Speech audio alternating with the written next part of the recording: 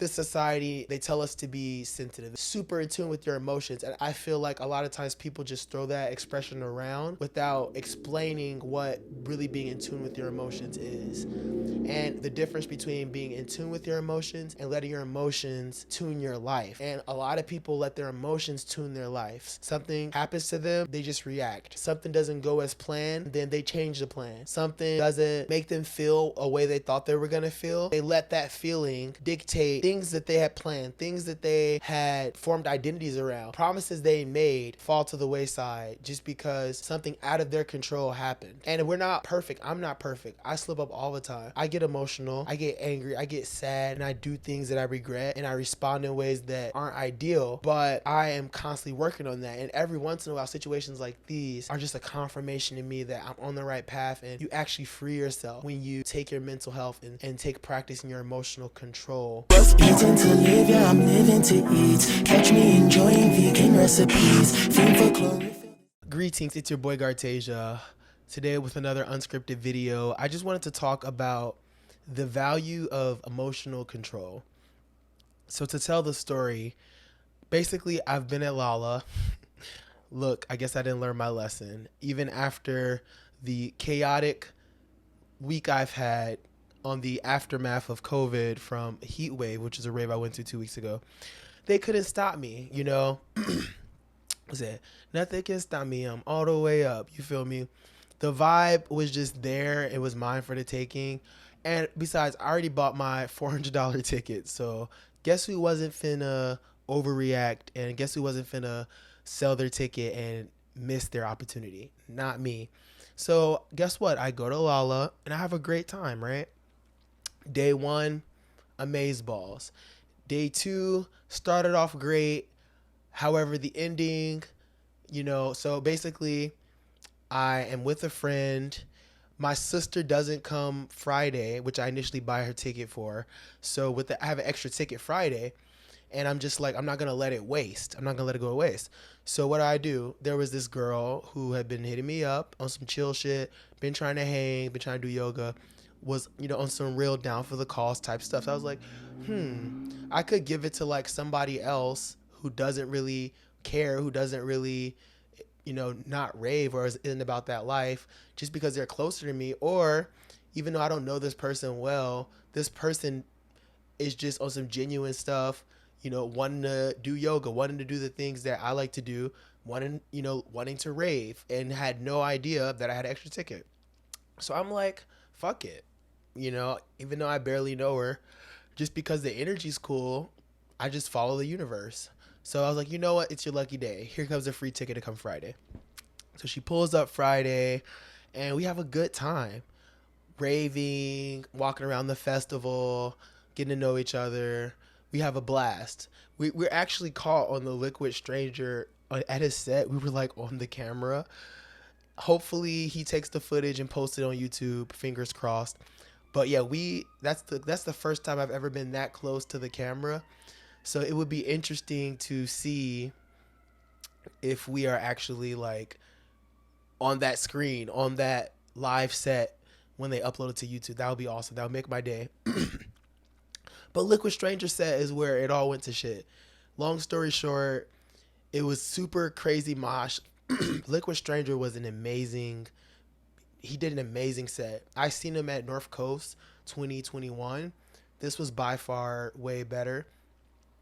So me, I'm a mosh pitter. I'm a rave head. I like to headbang. So they open up the pit. I'm the first one in. I have a great time. Mind you, I keep my phone on me. I got my fanny pack. I am a seasoned raver. I know how to keep safe. I know how to, after losing my stuff in the past, I have, evolved techniques to not lose my stuff. Or so I thought. So we're having a good time. We're dancing. She's having a good time. She's dancing. It's just incredible. The vibes are awesome. Everyone brings the energy. I'm just super excited, right? We have so much fun. We get completely lost in the moment. Don't even have our phones out. And I always talk about how that's a good thing. But in this situation, I guess it wasn't. We were just so focused in the moment. And finally, she was just like out of breath. She couldn't take it anymore. She's like, I got to go get a beer. So one thing about festivals, you don't leave anybody behind. So I'm like, okay, let me go with you, because like probably I'll never see you again, because there's like literally 100,000 people there. So we're heading out all sweaty, smiles in our face, ear to ear, high fiving people on the way out, just like super, super hyped, just super proud of ourselves for completely, you know, going nuts, right? At the Liquid Stranger set. And then like halfway there, like almost to the bar, I like check myself. I'm like, that sinking feeling in your gut when you're like, oh shit, where's my phone? So I'm like, where's my phone? I'm checking and I don't feel it. I'm like, oh shit, do you have your phone? Then she checks her phone.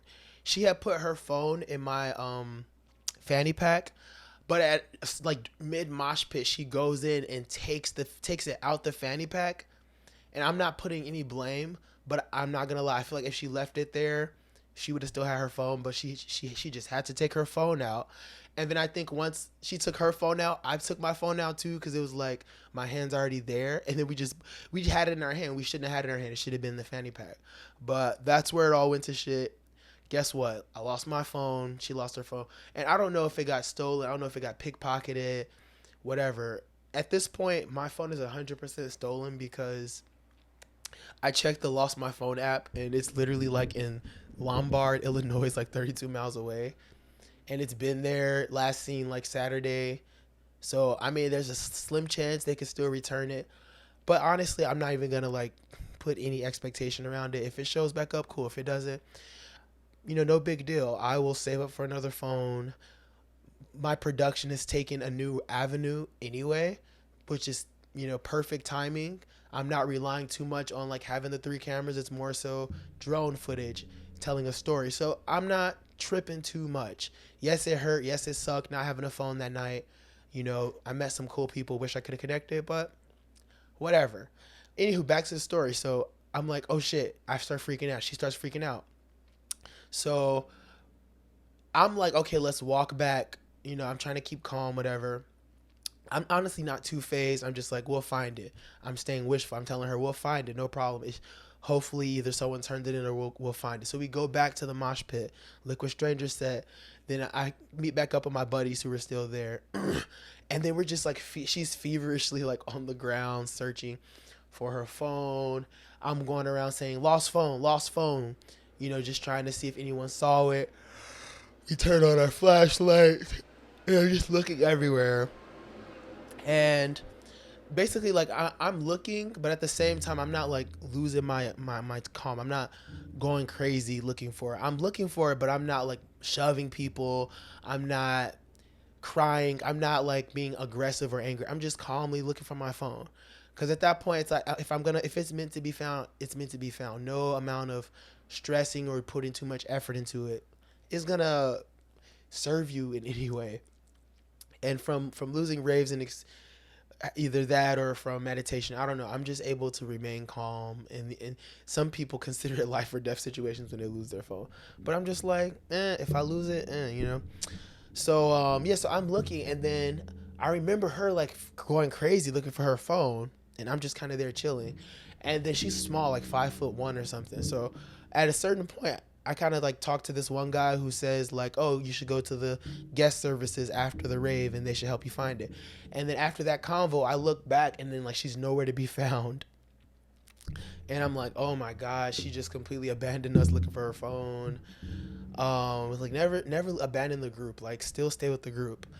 And now she's like completely gone. And then we kind of look for her, and we look for her for a while, but I'm just like, I'm not gonna go crazy looking for her, because she knew where we're all together. If it's meant for her to find us again, she will. So I kind of just go with my friends. My friend is telling me like, bro, just have a good time, whatever. Someone will have turned it into the lost and found. If not, it's no point in ruining the rest of the day, right? Just have fun. And I'm like, yeah, he's right. Like me being stressed or worrying about it is not gonna affect. It's actually gonna make my experience worse, which I want this experience to be the best as it can. And it's not. People say, oh, that's just coping, or that's just blocking your emotion. It's not blocking. It's just literally. It's just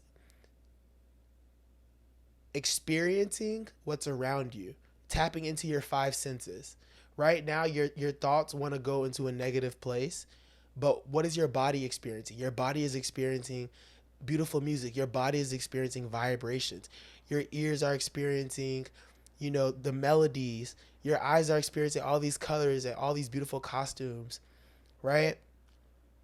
Your touch is experiencing the wind. Like there's so many other ways you could be directing your attention. So it's not like coping, like, oh, you're just blocking or you're not tapping into your emotions. That's what people like to say. It's like, no, I am tapping into my emotions. I'm aware of my emotions, and I'm choosing not to go down a path that is gonna spiral into a negative headspace. Why would I deliberately go into a negative headspace? Even though that's what most people do when they lose their phone, the whole night's over. They want to crash the party for everybody else. They want to just whatever, just be bitchy attitude, and it would be understandable. But I'm just like, what's the point? What's the point of ruining others' experiences? And most importantly, I would ruin the rest of my experience. I was like, how can I make the best of this moment? So I just like whatever, and then I go to the final set, which I believe was it J. Cole? No, it was Dua Lipa. So I just like, and miraculously actually find the girl who we lost. And then she's kind of come to the same conclusion, like, listen, I can't find my phone. Let's just have fun. So we go to Dua Lipa set and we have a great time.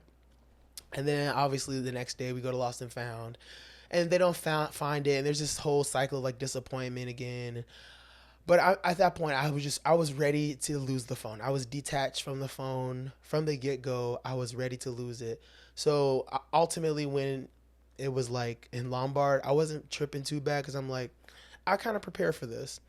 But I say this to say, like, a lot of times, a lot of situations in life test us, test our emotional strength, test our capacity to handle stressful situations, test our capacity to be unfazed or to be faced, or in general, life is this roller coaster. And sometimes we're at the top where everything's going right and there's all these beautiful things falling into your lap, and it's just, you feel like you're in this ultra instinct, matrix zone where everything's in slow motion and then everything's just going perfectly. And then sometimes at the top of this peak, at the top of this roller coaster, this crest, you just zoom downhill, and then it can be sudden. It can be as sudden as that rave where we're having so much fun, and the next moment we're we're spiraling downwards, and it's that fast.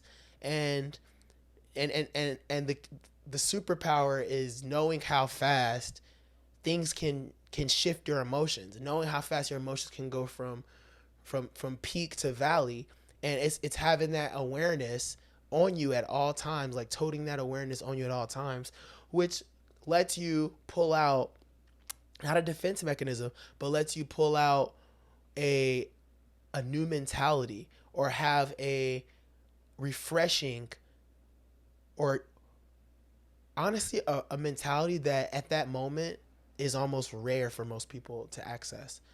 And just having that access to that mentality gives you so much more power in increasing your happiness, right? Because say I was pissed off. Say I was like, you know what, fuck it, I'm gonna make everybody's day bad. Let's go home. Let's crash the party. Say I went down that road, right? So what happens? The friends that I'm with, they didn't lose their phones. They're having a good time. But because I lost my phone and because they're my friends, they might even agree with me. They might even go home and crash. But the thing is, it's like, what did that accomplish? Yeah, we all went home. Yeah, that may have made my day feel better because I just wanted to get out of that place. But guess what? Now my friends are like, not hanging with this person again. Guess what? Now my friends are like, well, why'd they fuck up my day too? I didn't lose my phone. So it's almost selfish. You're almost doing yourself and others a disservice every time you don't look at how much control you have over your emotions.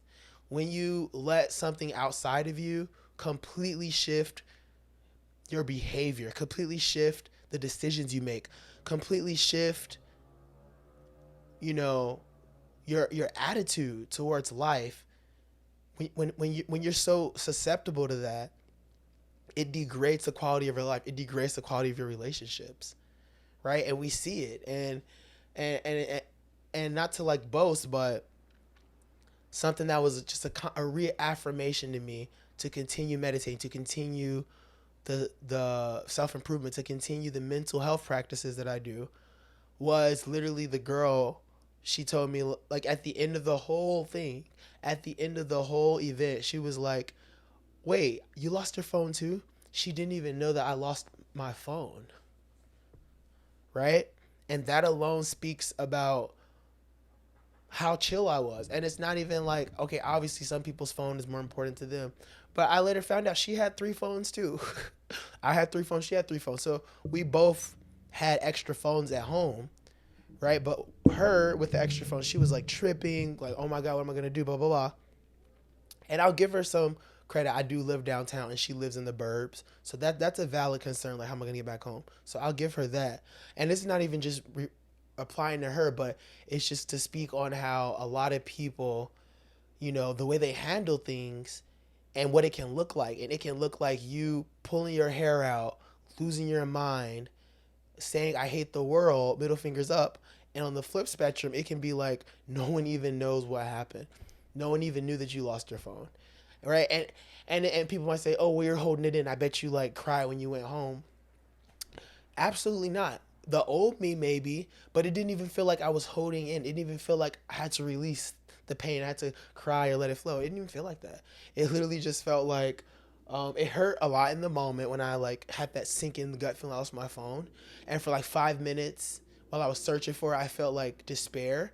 But after that, once I just accepted the fact that I lost my phone and life is gonna go on, I'm still gonna have a good time. That doesn't take anything away from me except a small blow to my pocket and a small inconvenience because I feel like I won't be able to connect with people. I won't be able to check my social media, which all of that is like a whole other topic. But it's just this society. They tell us to be sensitive. They tell us to be not necessarily emotional, but they tell us to be, you know, super in tune with your emotions. And although I don't disagree with that, I feel like a lot of times people just throw that expression around without explaining what really being in tune with your emotions is. And more importantly, the difference between being in tune with your emotions and letting your emotions tune your life. And a lot of people let their emotions tune their lives, right? Something happens to them and then they just react, right? Something doesn't go as planned and then they change the plan. Something doesn't make them feel a way they thought they were going to feel, and then they let that feeling dictate things that they had planned, things that they had formed identities around, promises they made fall to the wayside just because something out of their control happened. And we're not perfect. I'm not perfect. I slip up all the time. I get emotional, I get angry, I get sad, and I do things that I regret, and I respond in ways that, aren't ideal, but I'm not a finished product. I am constantly working on that. And every once in a while, situations like these are just a confirmation to me that I'm on the right path. And you can get to that point too, where you are calmer in situations, but not calm in a sense that you're holding all it in bottled up. You'll actually be free. You actually free yourself when take your mental health and take practicing your emotional control into your power, right? But yeah, unscripted video. But yeah, just had to kind of get that out of here. But yeah, Lala was great though. I'm super excited for North Coast, the vibes. But yeah, I'm finna do some yoga. I haven't did yoga in 3 days and I feel like shit. But yeah, as always, stay hydrated, stay breathing in that good ass oxygen. And most importantly, stay basic. I love you.